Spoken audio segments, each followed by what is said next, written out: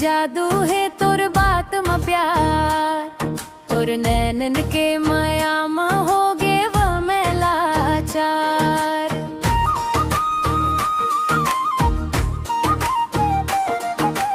गाँव के गली गली म होवत है चर्चा भारी, तय बनबे मोर रानी जाना कही हमोर संगवारी। तय बनबे मोर रानी जाना कही हमोर संगवारी। नाच गाबो संग संग बाजा बजही झनकारी। तय बनबे मोर रानी जाना कही हमोर संगवारी। हाथ में हाथ धर के चलन संग जिनगानी।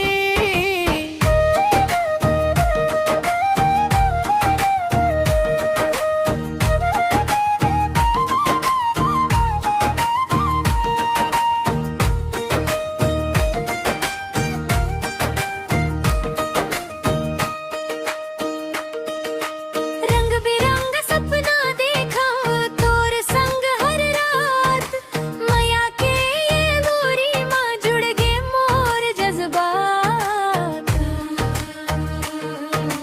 चंदा जैसे मुखड़ा तोर अंखिया चमके प्यारी। तय बनबे मोर रानी जाना कही हमोर संगवारी। मन मा उठे उमंग छत्ती म बाजताल, तोर संगे जिनगानी लागे नवा कमाल। आवाव तही मोर संगे भर दे ये घर दुआरी।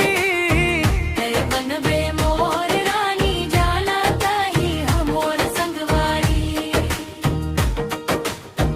तय बनबे मोर रानी जाना कही हमोर संगवारी। नाचबो गबो संग संग बाजा बजही झनकारी। तय बनबे मोर रानी जाना कही हमोर संगवारी।